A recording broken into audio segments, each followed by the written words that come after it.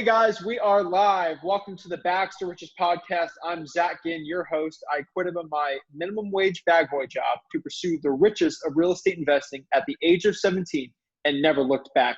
I'm here to educate and inform entrepreneurs, young and old, how to become complete real estate investors by talking to the best and most influential minds of real estate. Now, usually I have on real estate investors and wholesalers on, but today I brought in another influential real estate entrepreneur, Bryan Casella. Bryan is a former professional basketball player turned real estate superstar. He is one of the top real estate agents in Los Angeles with his team, BC Real Estate of EXP. He turned his passion for real estate success as an agent and became a top coach and mentor for realtors young and old. And he is on a mission to help everyone become a great real estate entrepreneur. He is also a successful YouTuber with over 150,000 subscribers and counting, and he is the host of the Supreme Being podcast. Glad to have you on today, Bryan. Great. Thanks for having me, dude. I didn't know I was a superstar, bro, but thank you. Oh, yeah. Compared to most real estate agents and realtors, you're definitely a superstar. So it's really exciting. So let's start with the cliche thing. How did you get started in real estate? Well, after my basketball career, man, it was kind of like I hit a brick wall. I had to stop playing because of injuries. And I played the whole victim mentality for about a year, felt sorry for myself. And I was about 25, right? I'll be 34 this year. So almost 10 years ago. And finally I was like, you know what? I need to pick myself up and get back to it. And I was looking for, we can say, a parallel in the sense that we all have, and this is what I tell people all the time, we all have certain things that we're better at, right? Some of us are more creative. Some of us are more hands-on. Some of us are super disciplined when we put something to our mind. Some of us need, some sort of inspiration. Some of us don't. And I had forged from playing, 15 years, basically basketball, just an extreme work ethic and building myself from the ground up. And then being able to look at something like I looked at basketball and said, okay, regardless of my natural talent and how much I have or I don't have, I can look at these fundamentals, learn them, understand them, master them, and I'm going to do very well. I can play at a high level.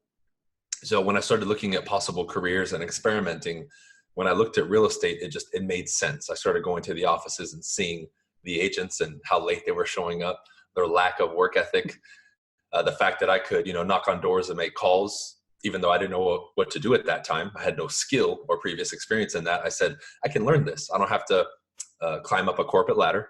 I don't have to answer to anybody else. I can work extra and get ahead. I said, this is perfect. Yeah, it's going to be tough. It's not going to be easy, but this is something that I can learn.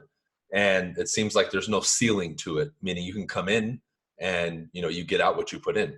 And that's why I ultimately did it, man, in a short nutshell, we can say, because it just clicked. And I think a lot of people, when they look at opportunities nowadays, especially in the era of social media, they look at what they don't have and what's missing instead of looking at what do I have, what can I do, and then using that filter to look at opportunities. At that point, it becomes much easier for you to match up with something, because I wasn't passionate about real estate. I just knew that it would be a gateway for me to live the life that I want. And it seemed like something I could learn a lot in and then grow and expand out of, which I have now.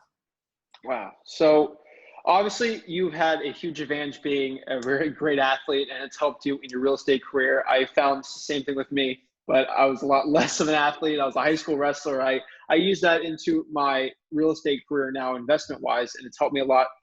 I think an advantage that people hear about your athlete, but I don't think a lot of people hear about how the influence of you being a first-generation, born in the U.S.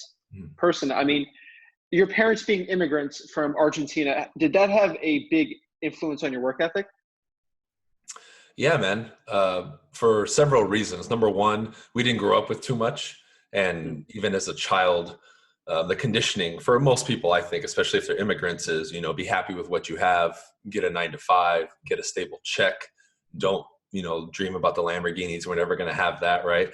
That was kind of the conditioning. There's not really much education about money because no one really ever had money, right?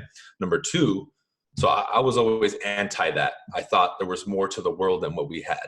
Okay, maybe that's just something I was born with. I don't know, but I had that curiosity in me as a kid. Number two, I saw how hard and long my parents worked.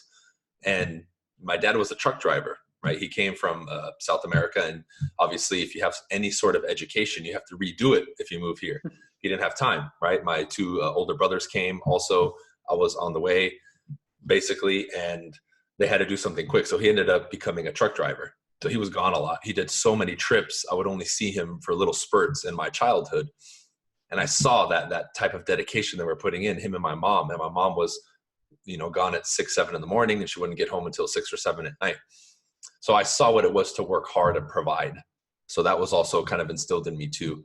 And when I looked at real estate, I just thought, hey, if I don't put in that effort, not only am I cheating myself, I'm cheating my family, I'm cheating the world, because how many people would kill to have this opportunity back where my family's from, where doing something entrepreneurial like this isn't really possible unless you have connections or, you're in the government, and there's so many other elements at stake like corruption and all that stuff where we don't have to deal with it as much here in the States.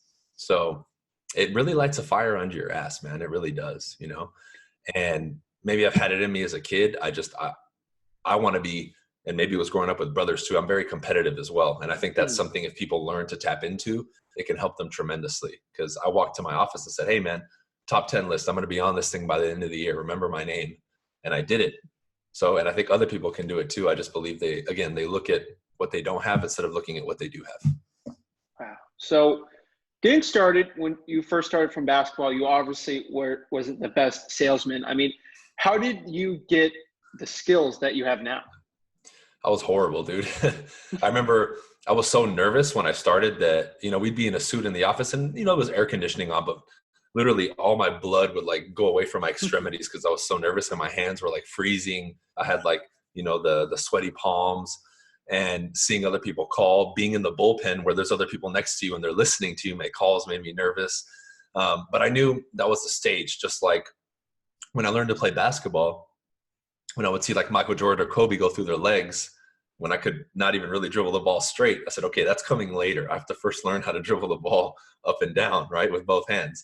So it was one of those things where it scared me, but I knew what the potential was because I saw people doing well. Just like now you can type up YouTube cold call and you'll see people that are good, whether they're practicing or it's a live call, you see the level of skill. So it became a systematic process for me because I took that kind of scope that I had from basketball and said, okay, what do I need to get good at? And that answer became very apparent quickly, which was communication. So I'm going to study the shit out of communication in every way, shape, and form. So I picked up a lot of books. I took a lot of courses in coaching and neuro-linguistic programming, hypnosis, and I did a lot of role-playing and practicing with people. I say this all the time. I practiced with people 2 hours, 5 days a week minimum.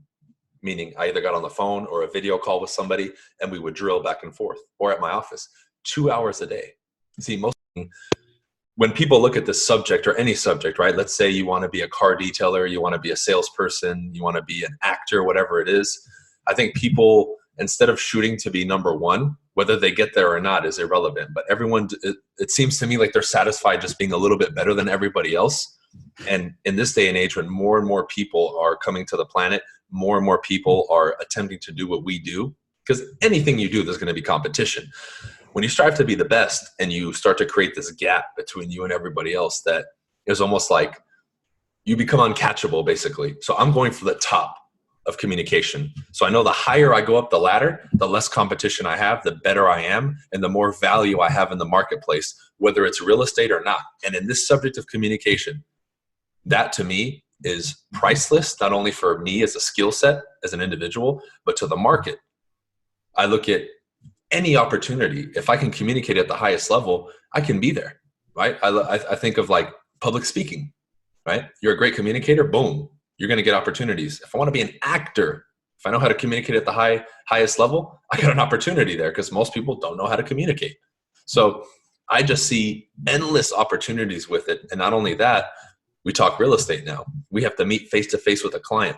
That's our one chance to connect with them. That's the one chance to really sweep them off their feet, per se. And if I can do that, if I can connect with anybody, get along with anybody, make them feel comfortable, make them trust me with the skill set, I'm all for it. And anybody can do that. This opportunity is available to anybody. So I just became so excited and obsessed with it, dude, that's where I'm going. And, my coaching and all that, that's the main focus. I want people to focus on that. There's other stuff too, but the communication aspect really transforms the individual and then the experience of your customer, which is ultimately what you want. So you would say your communication has been the biggest difference with your success in real estate. I know in my market in like Palm Beach, South Florida, the average seller, when they want to list it, they bring 5 realtors in and they all want to sweet talk on the kitchen table and they decide who's the nicest person. I mean, is communication the difference between? I would think so. Yeah. I really do. And let's say they meet with 5 people who have no idea about this concept and communication. They're normally going to pick not the one who's the best on paper. Otherwise, the teams that sell 200 or 300 homes a year would dominate and nobody would get anything. But that's not the case. Even out here in California, a lot of the big guns, they don't have huge market shares, which tells you people are listing with their friends or listing with somebody they know. What does that tell you? They're listing with people they feel comfortable with, that they might have a relationship with.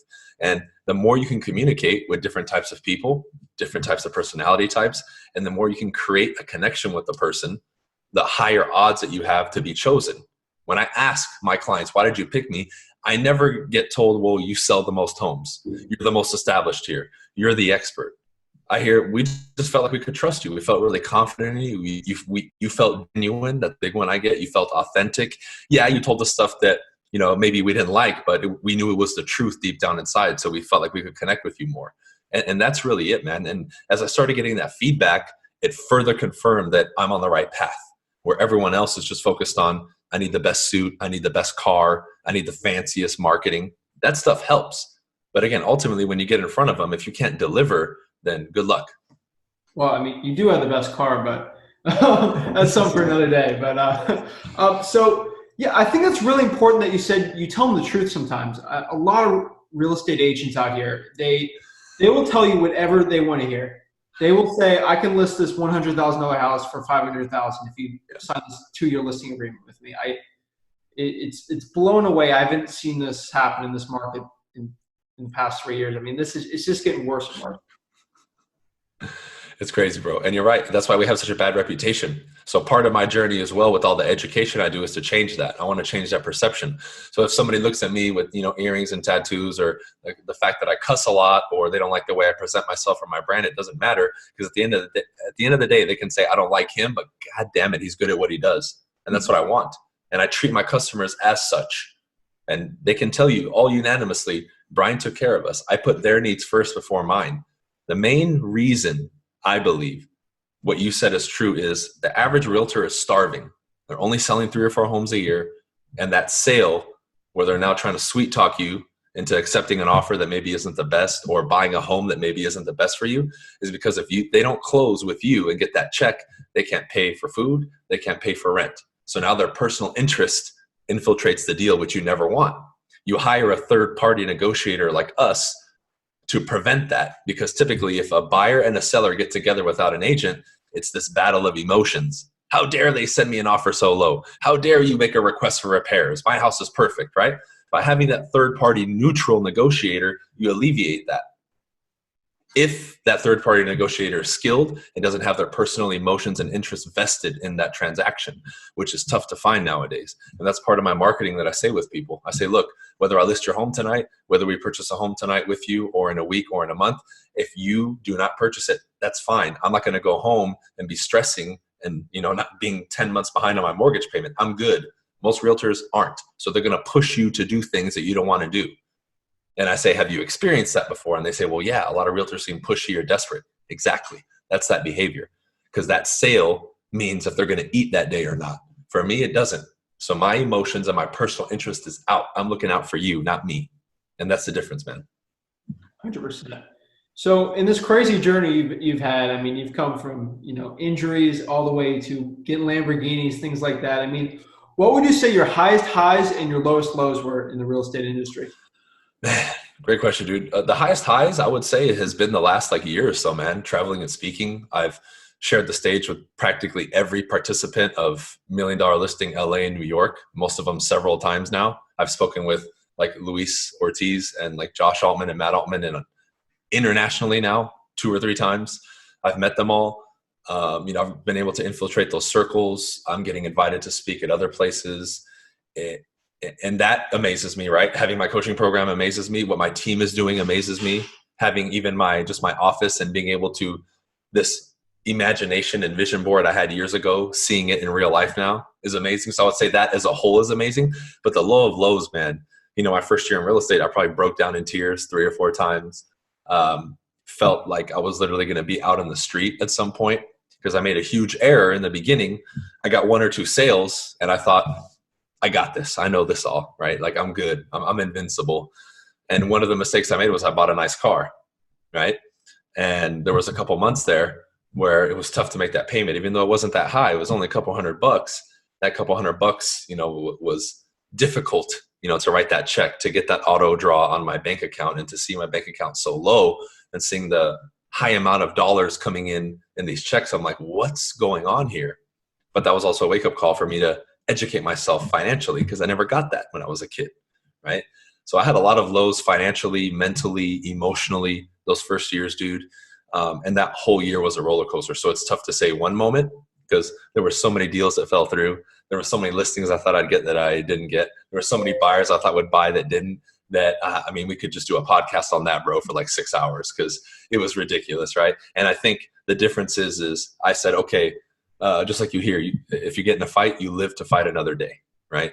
And that kept ringing in my mind, because I learned that from my mentors. They said, regardless if it goes good or not, you're going to get your ass kicked the first year or 2, probably 3. The question is are you going to get up and keep going and show up the next day? Because if you do, you'll eventually start building the momentum and getting the deals. But what happens is most people get knocked down a couple times, and then they're like, okay, this isn't for me. They said that's a part of earning your keep in this business and any business. And I kept that thought in my mind, bro. That's really what kept me going. Because when you're in tears sitting in your car and you have $20 in your bank account, you're like, God damn it, how did I get here?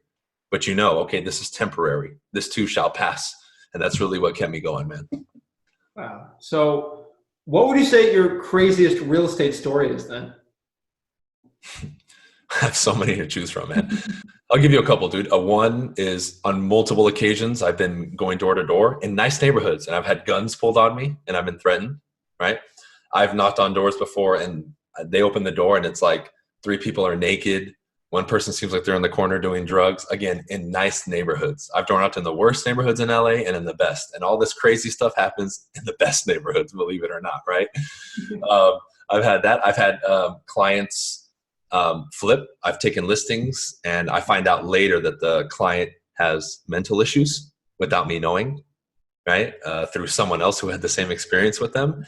And they'll call my brokerage and flip out and say I'm the worst person in the world, and they're threatening that they want to get my license revoked and they're going to report me to the board of realtors and this and that, and I have to cancel their listing when 2 days ago they love me, and they're trying to like bash me online for no reason other than their mind just flipped, right? And then I find out they're on medications and they have some sort of sickness, which is cool, but in the moment you're like, what's going on, man? This is crazy. Because then you start thinking that I do something wrong even though I didn't, right?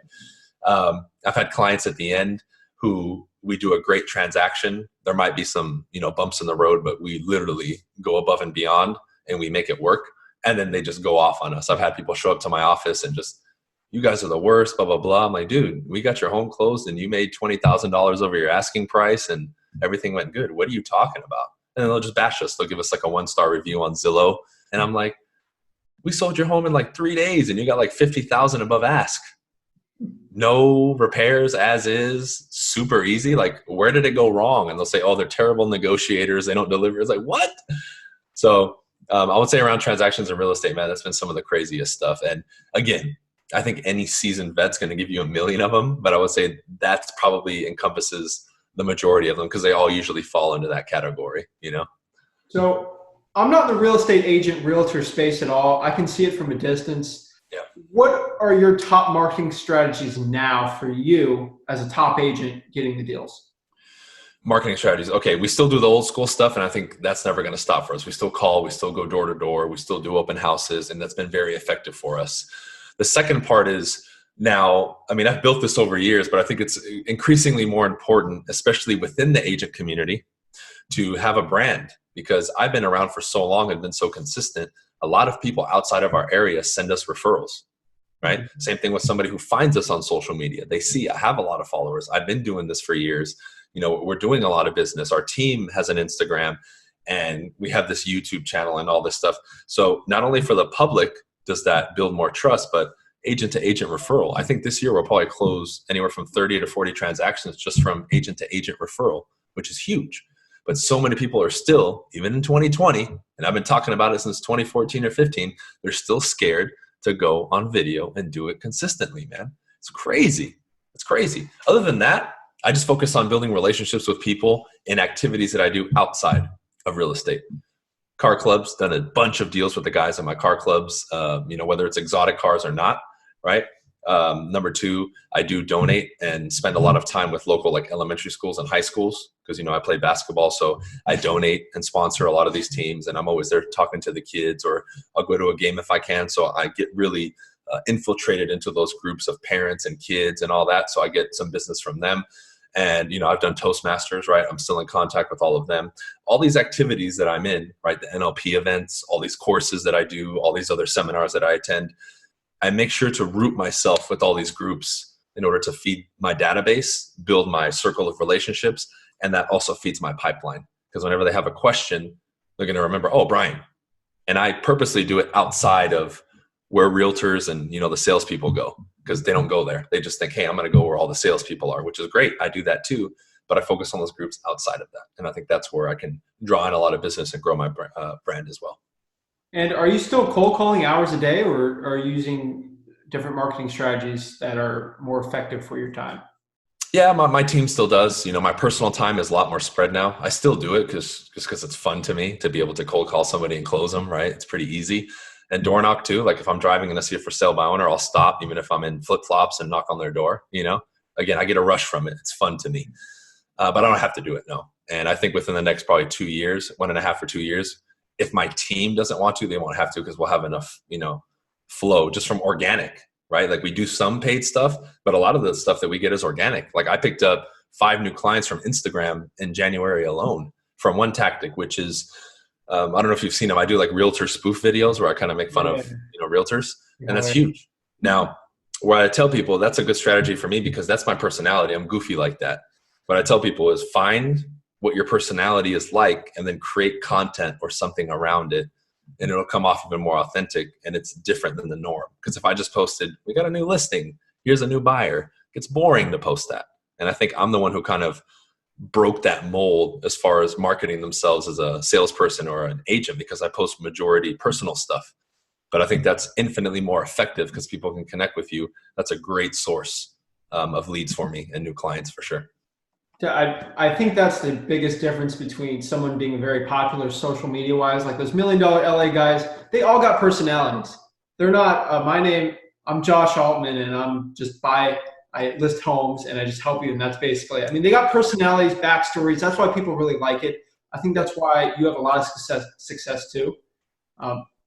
So when do you think realtors and real estate agents should really stop? I know you're big on the grind, hustle. Yeah. When should someone stop cold calling 8 hours a day and use things that are more effective for their time? Well, I think, if you do it consistently after a couple years, you won't have to. Because as an example, if you're, going door to door and cold calling and you're building your database and you're building relationships with those people, eventually that'll feed you more than enough transactions to make you money. And you may still have to, meet up with them from time to time and call them from time to time, but you're not going to be slaving away, on the phones and on the doors for 8 or 10 hours a day. It takes some time though. And additionally, we have to start leveraging in our business, which a lot of people are scared to do. Like we just talked, right? There was a conflict and I ended up showing up a little bit late because I didn't get a notification from my assistant in the calendar. That happens, right? Mistakes get made. But a lot of people, when they start, I'm always checking too. At the 2.5, 3 year mark, I said, okay, what do I want to do? Do I want to go all in and work 20 hours a day as a realtor? Or do I want to start doing other stuff, traveling and speaking, trying other businesses, doing the coaching program like I'm doing now? And I made that decision and I said, okay, I'm going to go this way and do a little bit more than just being in real estate. Then the plan was created to leverage, delegate, and do what I'm doing. In addition, when everybody was sleeping on video back then, I knew that it would be here where it is now, right? Which is a great funnel for me. And I still think it's going to be the best marketing tool and funnel for leads for people, especially for those people who follow me or you outside of these huge metropolises. I have a ton of people who follow me from like Idaho, Montana and all these other states. I'm like, dude, you could be the man over there if you just start doing this consistently and get a ton of leads. But again, they don't want to do it. But to me, I think that's the most important, because you don't need Hollywood anymore, bro. You can create your YouTube, your Instagram, and if you start getting followers, you become a, in quotes, celebrity from a grassroots movement that you built yourself, which is why I love what I've done. I tell people I'm the prime example of not caring what people think and doing what you want. Like recently, in the last 3 years, I've talked to probably 7 or 8 TV networks to do a show, and I didn't like what they offered. They didn't like my idea. So I said, I'm going to do my own. And now I'm starting my own reality show because I didn't like their ideas. They didn't like mine. So I said, fuck it, I'm going to do it myself. So you really got to be a go-getter. But eventually, dude, after 2 or 3 years, you don't have to slave away on the phone anymore. If you do things correctly, even if you follow the traditional real estate model correctly, you won't have to do it. But I just think people are straight up, man, lazy. They don't want to work. Sure. So what would you say what does your team look like now personally for you as a realtor? Yeah, we have an assistant, full-time assistant right now. We have myself, and I have 3 other agents. My girlfriend, Loida, Valerie, and Kevin left me temporarily, but he's back now. So I have 3 junior agents under me. I'm the main top team leader, we can say. And then we have the assistant. And for those of you who don't know, we also have a transaction coordinator. It's called the TC. So basically, whenever we get a deal under contract, from under contract until closing, they handle all that stuff in the middle, all the administrative stuff, talking to escrow, coordinating stuff, inspections, they handle it. So the assistant also works my real estate business, and she handles my stuff too, my personal stuff. And you're obviously with EXP now. I mean, is there a reason why you don't break off and just start your own brokerage and be a leader for hundreds of agents? Yeah, I really don't see a need to. The way EXP is set up, it's kind of allowed me to do that in a sense without having to, start my own brokerage. I don't want to deal with it, man. I'm cool having a team. And with the structure that EXP has, it kind of alleviated that for me. It makes sense financially for me. It makes sense financially for them. And it's just a good fit for where I'm at and what I want to do with real estate. If I had a desire to open up my own office and train agents and build this huge thing, I would, but that's just not in my vision, Mm-hmm. And so you've made a lot of money in real estate as an agent. You're getting the coaching, a lot of money's coming in. Obviously you've bought some great toys and things like that, and a very nice property. But what are you doing with some of your other money, and how are you trying to build long-term wealth for yourself? Yeah. So just so everybody's clear, right? The home that I'm in right now, I lease. But what I did was I bought 4 properties in Texas originally. Years ago, I started learning from Mike Wolf, right? Shout out to him. I learned a lot from him. He's an investor who's originally from Canada. I toured with him back in 2015, and he taught me all his investing strategies, like in Atlanta, Kansas City, here in LA, Houston, Texas. So after I got my GTR, I started just pooling a bunch of money together. And within the first 2 years of learning his strategy in Texas, I bought 4 properties, right? So I bought 4 properties, and my strategy from the beginning has always been buy and hold. Fix them up a little bit. In reality, I got them for probably, 10 cents on the dollar when I bought them, because tax deed auctions is where I got them, right? And back then, it wasn't too much competition either. The first time I showed up, I had no intention on buying a property, but I showed up, and the first person who bid on a property, they got it for like $2,000. I was like, dude, what am I doing? I need to buy a property. So I told him, dude, give me the list. I know you guys checked out some. What are the ones you recommend? And I just went off his guidance, and I ended up buying a property for, I think it was $7,200, right? Now in Texas, there's a 6-month redemption period. So the person ended up redeeming that property like 5 months in. But the cool part is it sent me back my money plus 25%. So it's still an investment. So over the years, I bought probably 9, and I kept 4, and I rent them out. So I'm clearing about, after all property management fees and everything and expenses, I'm clearing about just under $4K from those properties. And then I also bought a duplex here in LA with a buddy of mine in 2016. We're almost paid off. We bought that one off market. Me and him split the rents, and we're both pulling in clean net about, I think, $1,700 a month. So with those two, with everything combined, I'm pulling in about $5,700 in cash flow clean a month with those properties. And I'm paying, what am I paying? I'm paying $4,000 here. Wow. So what made you decide to start being a landlord in California? I know a lot of real estate investors in LA that are just leaving it because of the rent controls. Mm-hmm. And is that a reason why you're in Texas too? Yeah, it really is a pain. with a lot of the tenants. Now, luckily, we got the duplex here in LA at such a good price. I mean, we probably got it like half at 50% of market value, so we just couldn't pass up on it, right? But the ones in Texas, yeah, I'm also looking at Kansas City, Missouri. That's a good one. I have some connections there. I mean, for everyone listening, you can get duplexes there for like, 80 grand. I'm just sitting there like, wow, dude, like a duplex out here is like 500 grand in a shit neighborhood. And over there in a nice neighborhood, you can get one for 80 grand. It's ridiculous. Somebody just told me about, I think, where was it? I think in Tennessee, like an 18 unit building for like 170 grand. I'm like, what? Like, it's ridiculous. So you get way more for your money out there. And that's why I just think that the issue or the disconnect there, man, and you already know this, is people don't trust or they can't find good property management. And that's the problem. So through Mike, who I met, and, super cool dude, he has connections everywhere. So I paid to go on that tour. I paid him $7 grand to go on that tour in Texas. And we went to Atlanta and also Kansas City. But what I gained from it, not only in knowledge, but the connections, was more than worth it. I remember he sent it to me. We got a spot left. He sent me the PayPal. I think I paid him within like a minute, because I knew it makes me a little bit uncomfortable to send you the $7 grand, but you know your stuff, because he owns, I think, 300 doors. So his cash flow every month is ridiculous. But just those strategies, man, and that knowledge really helped me. And then it really kicked it into gear, because a lot of people will speculate. I'm sure you know this too. And they'll never pull the trigger on buying a property. I said, dude, this is the first step. I got to do this. And that's what got me into it. Haven't bought a property in about a year and a half, but I'm going to start buying properties here probably towards the middle or end of 2020 again. And I want to get up to about 9 or 10 within the next couple of years. Okay, cool. Yeah. So this brings me back to the coaching. I mean, when did you start your coaching? So originally, dude, it started with products, right? A lot of people, after I'd been on YouTube for about 2 years, maybe a little bit more, they're like, in the comment section, dude, like, do you sell a product? Do you do a course? Do you do events? And I didn't, and I had no plans on doing it. But after getting 50 or 100 messages like that on YouTube and Facebook and Instagram, I said, well, maybe there's something here. So I created my Door Knocking Mastery 101 product. That's originally how I got my claim to fame on YouTube, was everyone knew me from door knocking, right? And it got crazy, man. People caught wind of it. It got featured on Inman News back then. And I think the first month I sold like over 100 copies. And all I did, because I had no idea how to make a product, was I had a buddy of mine who was my photographer edit it, and we just uploaded it to Google Drive. And anytime somebody bought it, I just made it so they couldn't download it, and I would send them permission to view it. And it's still there to this day. So that's how I started doing products, man. And then the coaching evolved from there, because people wanted a little bit more, and I kept getting messages. So originally I created a program called Close the Deal, which was 100% focused on sales. And then from there, it evolved into what I'm doing now for the last 2 years, which is Modern Success, which is more all encompassing, right?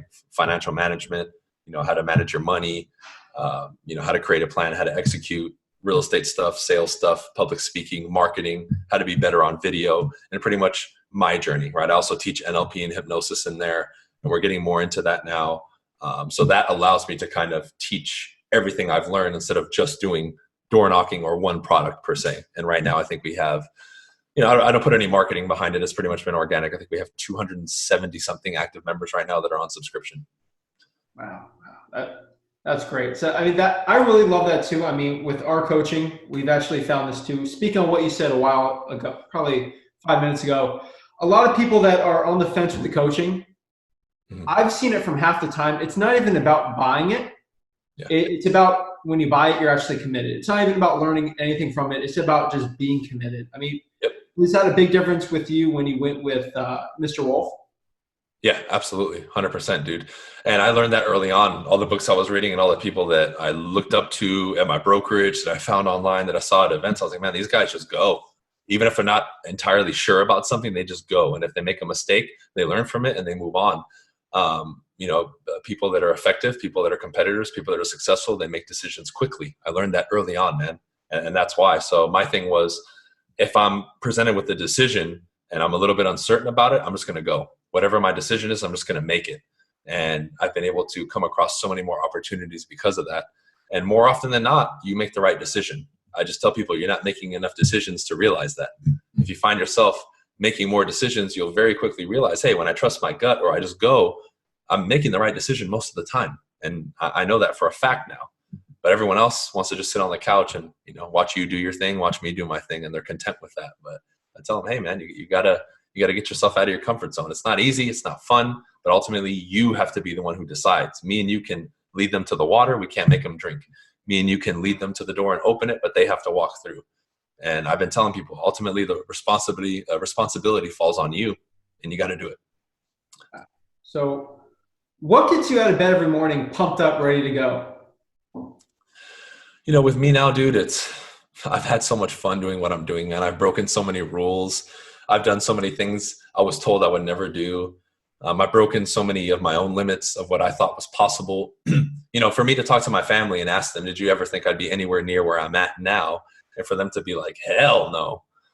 I'm like, that's cool. Most people would be upset and say, oh, that's sad. And it is, but I look at it like, wow, dude, like I've really transcended tremendously what people even thought was possible. Or I get messages, dude, you're doing this, like you're doing a show yourself. How the hell are you doing that? I like getting messages like that because, again, I'm just showing people I'm creative and I have enough balls to try it out. That's it. So what gets me up now, dude, more than anything, back then it was the hunger, the desire to make money and be successful and be my own boss. And I feel like I've kind of achieved that. So that's morphed into, dude, what else can we do? What's the next investment? What's the next crazy thing I can do that people would say, what the hell is Bryan doing? That gets me up, man. Just possibilities, bro. As, you know, esoteric or whatever as that sounds, that to me is really what drives me, because I'm having so much more fun now, dude, just, you know, pushing limits and trying new things. And the way I've set everything up, how I live day to day, I love it. People are like, oh, when do you take vacations? Why the fuck would I take a vacation if I love what I'm doing? You know what I mean? If I want to go visit somewhere, by all means, I will, but I don't need to escape what I'm doing to go relax. I'm doing what I do, relax, because I'm having fun. You know what I mean? So I've set it up that way. So it's just possibilities, bro. And to me, that's the most beautiful thing, because that goes wherever your mind takes you. And for everybody, it's going to be different, right? Maybe somebody wants to go climb Mount Everest, right? Maybe somebody wants to go bungee jump off the Golden Gate Bridge behind you. I don't know, right? But for me, it's just breaking boundaries, especially in business, because that still is somewhat of an uncharted territory to me, because most of my experience has been through real estate and real estate investing. So going back on that one, I mean, you keep talking about how you're here to push your limits, push your limits, push your limits. I mean, where do you see yourself in 1, 5, and 10 years? In a year, that's probably when I'm going to start transitioning more into pulling out of being like an employee and on the sales side of my real estate team, which will give me more opportunities to do other things. You know, 2 to 5 years, probably owning other businesses. I've always wanted to open up bars. That's always been a goal of mine. And one of my clients actually that we're helping get a luxury home, he's in that business. So we're going to talk, and we're probably going to do a joint venture together at some point down the road. And then that 5 to 10 year mark, I see myself just doing more events and focusing more on the coaching and doing that, because the impact it's having on people is incredible, man. Like, it's crazy the messages I get. I mean, you know, because you're putting yourself out there, you get a lot of hate, but at the same time, there's so much impact and positivity that I'm getting from people and good feedback that, you know, as an example, I've probably gotten 24 messages now from people that they say my videos or this one speech or even free event that I did stopped them from committing suicide. And I'm like, whoa, that's nuts, man. So to have that kind of impact and get the feedback, to me, it's almost like it's altered slightly my purpose to go more after that, because you see the impact that it's having. So I feel like, you know, now that I've gotten more success and more power, we can say, I feel like there's a bigger responsibility to give back. So I really see myself, you know, 5 to 10 years doing that a lot more, traveling more, speaking more, and living based more on that.